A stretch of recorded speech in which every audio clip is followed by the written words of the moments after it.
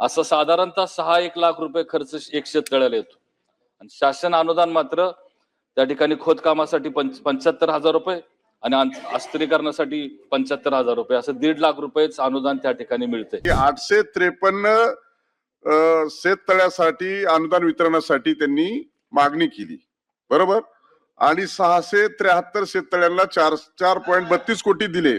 म्हणजे उर्वरित शेततळ्यांना आपल्याला पूर्ण होऊन देखील निधी देणं बाकी आहे. तो पोर्टल ओपन आहे, त्यांना त्यांच्या त्रुट्या पूर्तता करून ते अर्ज दुरुस्त करण्याची त्यांना परत मुभा आहे. हरितगृह आणि शेडनेटच्या आपण समाविष्ट करण्यासाठी पॉलिसी डिसिजन घेणार आहात का? राहिलेलं थकीत अनुदान आपण कधी देणार? किती लोकांची मंजुरी झाली, त्याला किती पैसे लागतात आणि ते पैसे तुम्ही दिले आहेत का नाही? मी सभागृहाला आणि सन्मान्य सदस्य शशिकांत शिंदे यांना सांगू इच्छितो की जेवढे अर्ज या ठिकाणी काम ज्यांचा पूर्णत्व झालेला आहे त्या सर्व शेतकऱ्यांना मार्च एंडिंग पर्यंत पैसे देण्यात येतील. जे उत्तर ह्या ठिकाणी आलेलं आहे त्या उत्तरामध्ये जवळपास 8,26,000 शेतकरी असे ह्या ठिकाणी शेततळी बाबींसाठी राज्यात एकूण 26,000 शेतकऱ्यांची निवड करण्यात आली असं शासनाचं उत्तर आहे. माझ्या माहितीप्रमाणे जवळपास 46 लाख शेतकऱ्यांची निवड करण्यात आलेली आहे. पण त्याच्याच उत्तरामध्ये असं ह्या ठिकाणी उल्लेख केलेला आहे की 26,972 शेतकऱ्यांपैकी 17,214 शेतकऱ्यांचे अर्ज रद्द करण्यात आले. त्यामुळे पहिला प्रश्न असा आहे की हे अर्ज रद्द करण्याची कारण काय, आणि एवढ्या मोठ्या प्रमाणात जवळपास 50% पेक्षा जास्त शेतकऱ्यांचे अर्ज रद्द होत असतील तर त्याचं मुख्य कारण काय हे या ठिकाणी उत्तर मिळावं. दुसरी विनंती अशी आहे आपल्याद्वारे शासनाला की शेततळी उभारण्यासाठी म्हणून शासन जे अनुदान देतं किंवा एकूण खर्च जो येतो जर त्याचा हिशोब पाहिला तर साधारणपणे 2.5 ते 3 लाख रुपये खोदकामासाठी म्हणून त्या ठिकाणी येतो. अस्थिरीकरणासाठी जवळपास 2.5 लाख रुपये खर्च येतो. शासनानं कंपाऊंड बांधावं हे त्या ठिकाणी नियम केला असल्यामुळे जवळपास त्याला 50,000 रुपये खर्च येतो. असं साधारणतः 6-1 लाख रुपये खर्च एक शेततळ्याला येतो आणि शासन अनुदान मात्र त्या ठिकाणी खोदकामासाठी 75,000 रुपये आणि अस्थिरीकरणासाठी 75,000 रुपये असं 1.5 लाख रुपयेच अनुदान त्या ठिकाणी मिळते. आणि त्यामुळे ह्याच्यामध्ये वाढ करणार का हा माझा दुसरा प्रश्न आहे. हे जे 46 लाख अर्जच्या संदर्भामध्ये सन्मान्य सदस्यांनी जी वक्तव्य केलेलं आहे ते डीबीटी पोर्टलचे एकूण अर्ज होते. आणि आपण जो प्रश्न विचारला आहे तो कृषी शाश्वत सिंचन योजनेमध्ये 100 कोटी रुपयाची तरतूद करण्यात आल्याची घोषणा होती का? ते 100 कोटीची नव्हती, ती तरतूद 500 कोटीची होती. आणि 500 कोटीमध्ये 400 कोटी रुपये हे सूक्ष्म सिंचनसाठी होते आणि 100 कोटी रुपये शेततळ्यासाठी होते. आता आपला प्रश्न आहे की एवढ्या मोठ्या प्रमाणामध्ये अर्ज नाबाद का करण्यात आले? मान्य सभापती महोदय, की जेव्हा पूर्वी लॉटरीची पद्धत होती आणि वर्षानुवर्षापासून जेव्हा लॉटरीची सिस्टम होती तर लॉटरीमध्ये काय होत होतं, एकाच घराचे 4-4 लोक माझा नंबर लॉटरीमध्ये लागेल म्हणून अर्ज करायचे. आम्ही जेव्हा त्याचा जेव्हा लॉटरी बंद करण्याचा निर्णय घेतला आणि सर्व अर्ज मंजूर करण्याचा निर्णय घेतला तेव्हाही बाब लक्षात आले की एकाच घराच्या 4-4 लोकांनी अर्ज करून ठेवले होते आणि त्यामुळे पेंडन्सी फार दिसत होती.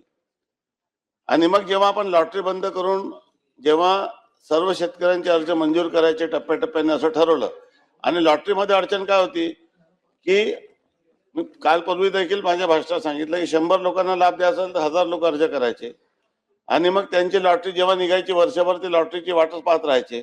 जेव्हा लॉटरी निघायची मग तेव्हा ज्यांची नावाने लॉटरी निघाली त्यांनी केलं नाही की मग परत नवीन लोकांसाठी परत लॉटरी करायची. म्हणून आपण जेव्हा कृषी समृद्धी योजना आणली त्यानुसार आपण आता असं ठरवलं की महाराष्ट्राच्या सर्व शेतकऱ्याला जे भांडवली गुंतवणूक आपल्याला करायची आहे, मग यांत्रिकीकरण असेल, सूक्ष्म सिंचन असेल, शेततळे असेल, यामध्ये आपण त्या सर्वांचे अर्ज मंजूर करायचे आणि सर्वांना समृद्ध करण्याच्या दृष्टीने सर्व लाभार्थींचे अर्ज मंजूर करावे अशा पद्धतीत जेव्हा अर्जाची स्क्रुटनी करण्यात आली तेव्हा काही लोकांनी 7-12 जोडले नव्हते किंवा वेगवेगळे कारणामुळे जेवढे लोकांचे अर्ज या ठिकाणी नामंजूर करण्यात आले होते त्यांचं मुख्य कारण असं की त्यांनी फक्त अर्ज केलं होतं परंतु सोबत काही जे कागदपत्र ते जोडले नव्हते आणि त्यामुळे कोणालाही हेतुपुरस्पर रिजेक्ट केलेला नाही आहे, ही बाब मी सर्वप्रथम लक्षात आणून देऊ इच्छितो. तो पोर्टल ओपन आहे, त्यांना त्यांच्या त्रुट्या पूर्तता करून ते अर्ज दुरुस्त करण्याची त्यांना परत मुभा आहे. आता आपण टप्प्याटप्प्याने यांचे सर्वांचे पैसे आपण या ठिकाणी वितरित करत आहोत. शेततळ्याचे जे काम आहे ते आता सुरू होतील.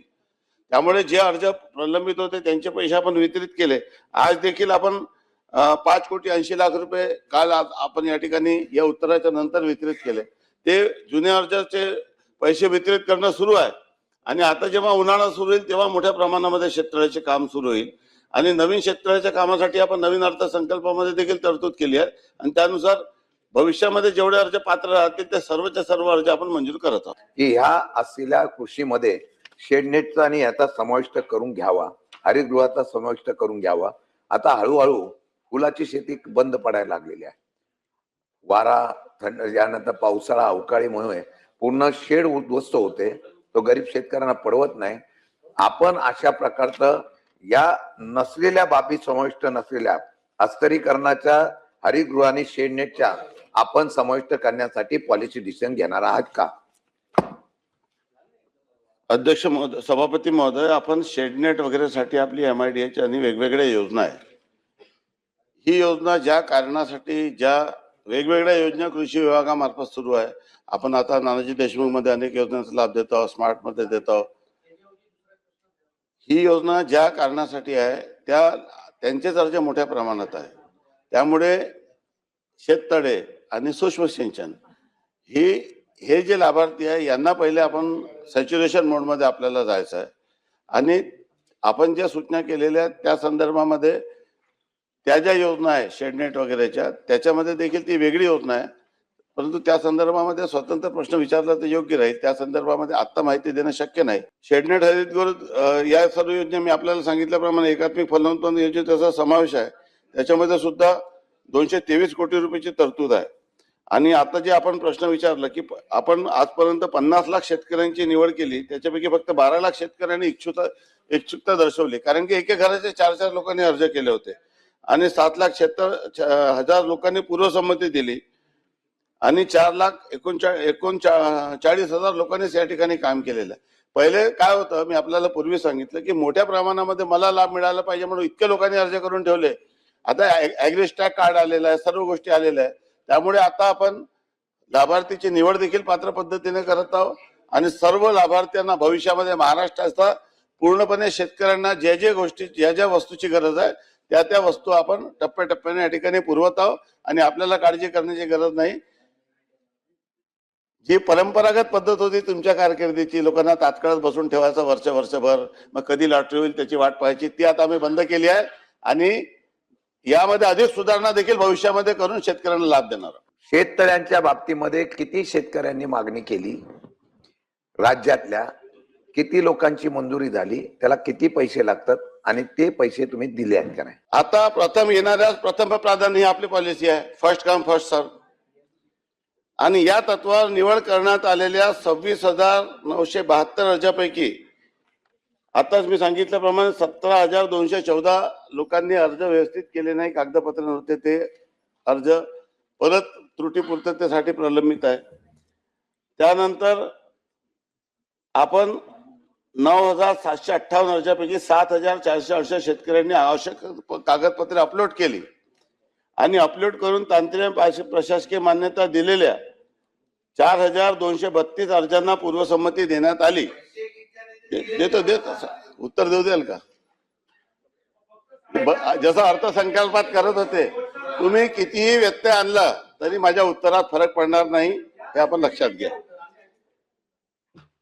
दिनांक 2/3/2026 पर्यंत म्हणजे या महिन्यात 1,125 शेतकऱ्यांकडून काम पूर्णत्वाचा अहवाल प्राप्त झाला. त्यापैकी 853 शेतकरी तांत्रिकदृष्ट्या पूर्ण असल्याने त्यांचे अनुदान वितरित करण्यात आले. मी आपल्याला हे सांगून राहिलो की शेवटी काम पूर्णत्वाचा झाला.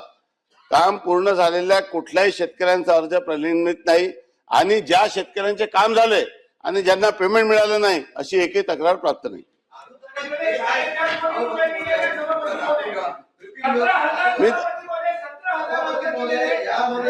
मी देतो एक मिनिट. नाही मंत्री महोदय, एकच मिनिट, आपण जरा खाली बस. मंत्री महोदय, आपण उत्तर देत असताना जेणेकरून आपल्या विचारलेल्या प्रश्नाचं उत्तर स्पेसिफिक दिल्याच्या नंतर सन्माननीय सदस्याचं समाधान होईल याच्याकडे पहिल्यांदा आपण कॉन्सन्ट्रेट केलं पाहिजे.